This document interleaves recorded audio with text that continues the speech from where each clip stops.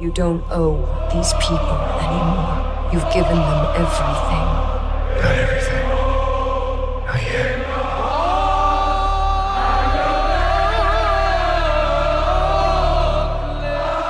مهما وصلت لمكانة معينة أنا لسه ما عملتش حاجة اللي أنا عايز أوصلها.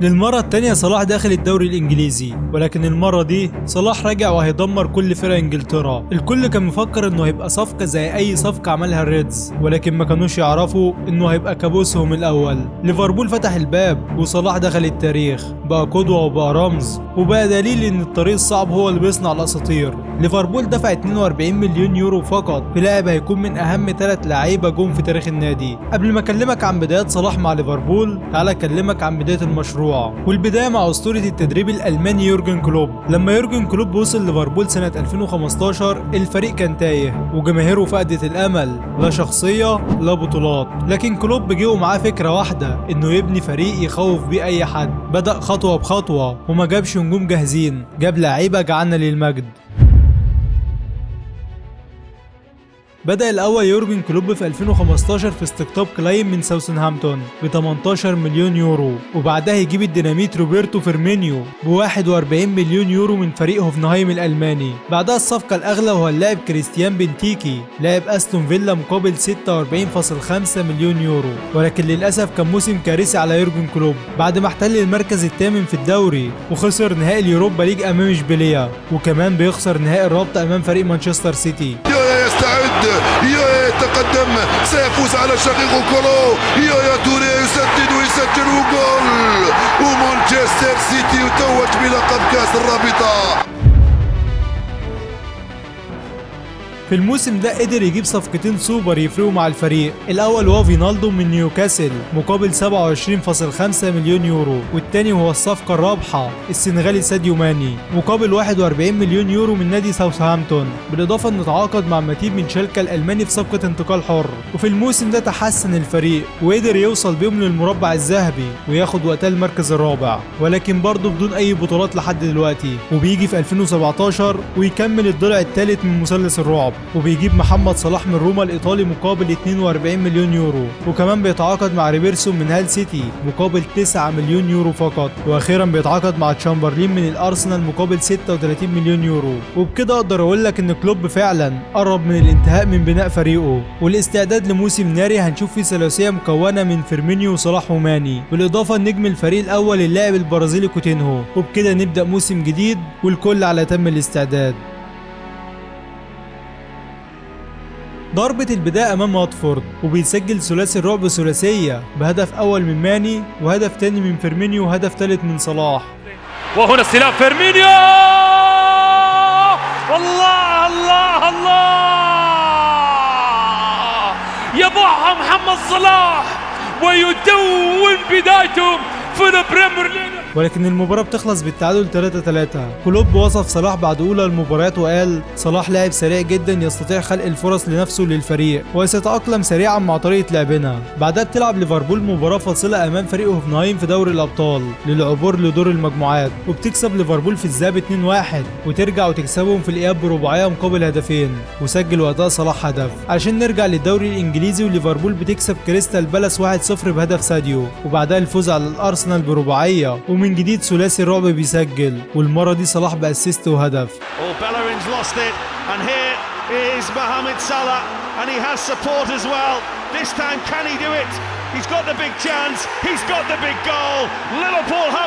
علشان نروح لأهم مباراة، ليفربول في مواجهة ملحمية أمام السيتي. كلوب بيصطدم بجوارديولا، وقتها جوارديولا بيدي درس لكلوب لن ينساه.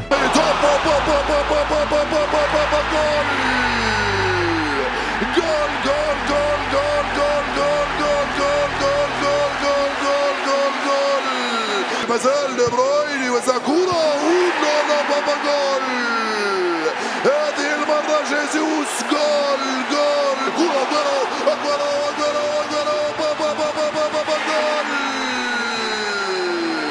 مندي صانع يا لاعب اللعبة مازال يلعبها لصانع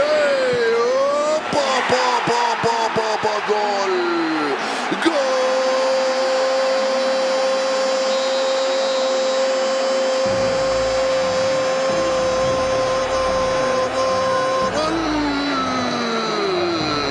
وبيبلعوا 5 أهداف مقابل لا شيء، وبيطرد ساديو ماني من أرضية الملعب، وخسارة أولى مذلة أمام كتيبة جوارديولا. ومن الدوري الإنجليزي لدوري الأبطال، والقرعة بتتعمل وبيقع ليفربول أمام إشبيلية وسبورتاك موسكو وماريوبور السلوفيني. مجموعة سهلة للريدز، ولكن ليفربول أول مباراتين بيخرج فيهم بالتعادل 2-2 أمام إشبيلية و1-1 أمام سبورتاك موسكو، وفي المباراة الثالثة والرابعة بيكسب ماريوبور بسباعية في الذهاب وبعدها ثلاثية في الإياب، علشان يرجع تاني ويتعادل أمام إشبيلية ويكسب سبورتاك موسكو في المباراة الأخيرة بفوز ساحق 7-0، وبتتصدر ليفربول المجموعة ب 12 نقطة وننتظر القرعة. ونرجع تاني للدوري، ولحد منتصف الدوري ليفربول قدرت تحتل المركز الرابع ب 35 نقطة، وبعيدة كل البعد عن المركز الأول المتواجد فيه مانشستر سيتي بفارق 20 نقطة عن الريدز. السيتي يعتبر خلص الدوري بدري، لأن في المركز الثاني كان اليونايتد اللي برضه بعيد عنهم ب 13 نقطة، فكده نقدر نقول إن المنافسة أصبحت معدومة والسيتي خلصها بدري قوي. ولكن اللي انت مش واخد بالك منه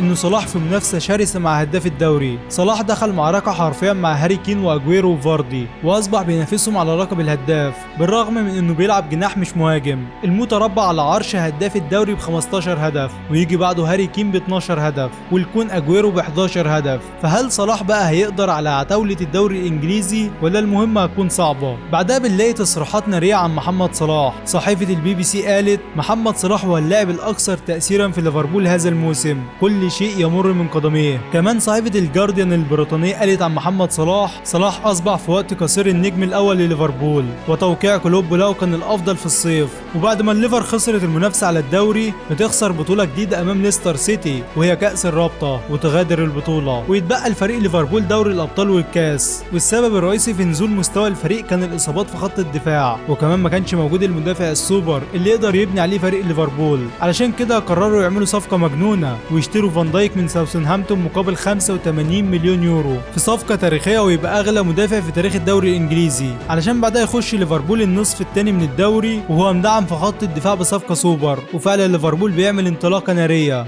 بفوز أول على سوان سيتي بخماسية صنع وقتها صلاح هدفين، وبعدها الفوز في الجولة ال21 وال22 على ليستر سيتي وبرنيلي بنتيجة 2-1. وكالعادة الملك المصري بيسجل هدفين أمام ليستر سيتي ويستمر في صدارة الهدافين.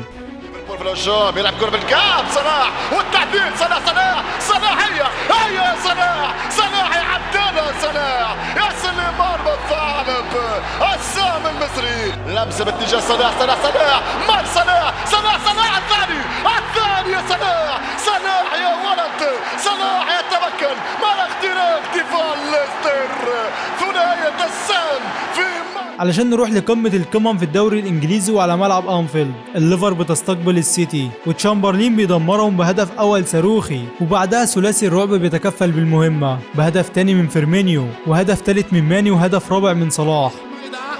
إيدرسون يتدخل وصلاح جول شبانو حطانو يا سلام تعظيم صلاح وبيخلصوا عليهم برباعية مقابل 3 أهداف. ولكن سلسلة الانتصارات ما استمرتش كتير، وخسارة أمام سوان سيتي في الدوري، وبعدها خسارة أمام وسط بروميتش ألبيون في الكاس عشان يودع ليفربول الكاس ويتبقى ليهم الدوري ودوري الأبطال. ولكن الدوري زي ما قلت لك كان خلصان من السيتي. بعد 24 جولة السيتي كان في المركز الأول ب 65 نقطة، أما ليفربول فكان في المركز الرابع ب 47 نقطة. في منطقة ليفربول كرة صعبة والهدف الأول يضيع، كرة عكسية للركنية مرة ثانية، كرة والهدف الأول ليفربول.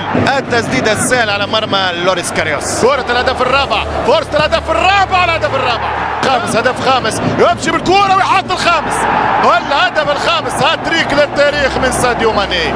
وفي دوري الأبطال ليفربول بتقع في دور ال16 أمام فريق بورتو البرتغالي، وليفربول بتدمرهم في الذهاب وعلى ملعبهم بخماسية نظيفة. سجل وقتها صلاح هدف وحيد، كرة من صلاح وجول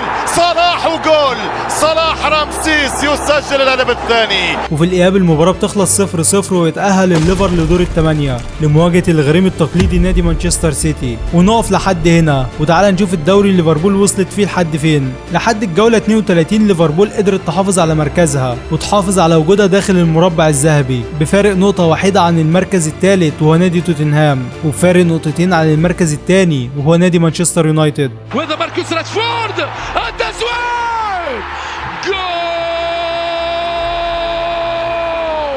فيرمينو تابع الكرة البرازيلي يوزع ساديو ماني روميلو لوكاكو الدبابة البلجيكية يعدي جول غريبة التسويق جول يمينيا لجيمس ميلنر اللي يوزع غريبة واجبة تروية من اليمين لليسار أسطوريا ستار كرة. أما على مستوى ترتيب هداف الدوري فصلاح كان النجم الأول بعد ما تربع على صدارة الهدافين ب 29 هدف، وفي المركز الثاني هاري كين ب 24 هدف، ويجي الثالث أجويرو ب 21 هدف. ونرجع تاني لدوري الأبطال ليفربول والسيتي في دور الثمانية. المباراة الأولى على ملعب أنفيلد، فوز ساحق لكلوب على جوارديولا ويرد عليه بعد الخسارة بخماسية. استاد البيترز واستاد ليفربول يضرب الثاني هرب فيها صلاح يمشي صلاح كرة فيرمينو وفرصة الهدف الأول. صلاح جول في الدوري يفوز عليه 4-3 وكمان في الأبطال بيفوز عليه بثلاثية نظيفة وعلى بعد خطوة من التأهل لنصف النهائي. واستمر تألق الفرعون المصري بعد هدف وأسيست، وكمان في الإياب صلاح بيحط فيهم هدف في مباراة انتهت بفوز ليفربول على السيتي 2-1.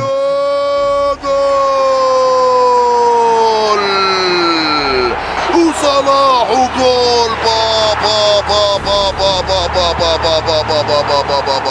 وصلاح مقدم موسم للتاريخ وبينافس على صدارة هداف دوري الأبطال، ولكن وقتها الشبح كريستيانو رونالدو كان الهداف ب 15 هدف. أما صلاح فكان الثاني ب 10 أهداف متساويا مع فيرمينيو، وبيجي الثالث ساديو ماني ب9 أهداف. وبتتأهل ليفربول لدور نصف النهائي لمواجهة فريق روما. ولكن تعالى الأول نقفل الدوري الإنجليزي اللي انتهى بفوز مانشستر سيتي وتتويجه باللقب، وليفربول استمرت في المركز الرابع، وبكده ليفربول خسرت الدوري والكاس وكأس الرابطة. ولكن صلاح وقتها قدر يصنع المعجزة ومن أول موسم ياخد الحذاء الذهبي للدوري الإنجليزي متفوقا على هاري كين وأجويرو ونجوم الدوري. صلاح في المقدمة ب 32 هدف وهاري كين الثاني ب 30 هدف، أما الثالث فبيجي أجويرو ب 21 هدف. وصلاح يفوز بأول جايزة فردية مع الأحمر الإنجليزي.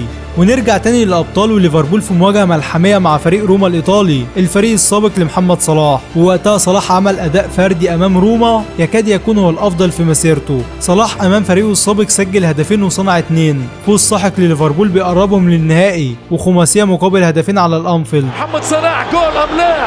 صلاح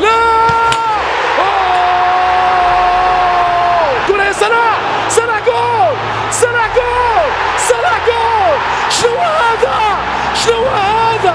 ولكن في الذهاب كان هيحصل المفاجأة الكبرى، روما بتكسب 4-2 وكانت على بعد هدف من التعادل. ولكن المباراة بتخلص وبتتأهل ليفربول للنهائي لمواجهة الملك ريال مدريد. ونوصل للحدث الأعظم، الريال كسبان آخر بطولتين، واحدة أمام الأتليتي والتانية أمام اليوفي. أما ليفربول فعاوز لقب غايب بقاله سنين من موسم 2004-2005. المباراة بدأت قوية بين الفريقين وكل فريق جرب بأسلحته الفتاكة، ليفربول بصلاح وفيرمينيو وماني، والريال برونالدو وبيل وبنزيما، لحد ما تيجي اللقطة اللي غيرت مسار المباراة وراموس يجيب إصابة لصلاح في كتفه ويخرج من أرضية الملعب. روح المعنوية قلت عند لاعبي ليفربول وحسوا إن المباراة ما بقتش في صالحهم. كاريوس بيعمل خطأ يتحط في عباسيات الكورة ويسلم المباراة للحكومة ويسجل الأول. ليفربول بترد وساديو بيقول إحنا لسه موجودين ويسجل التعادل. جاريث بيل بدبل كيك ياخد بيه بوشكاش ويسجل الثاني، لحد ما جاريث بيل يقرر يحط كرة صاروخية ولكن في نص الجول وسهلة لكاريوس، ولكن العميل 101 ما يعرفش يصدها وينهي على المباراة رسميا،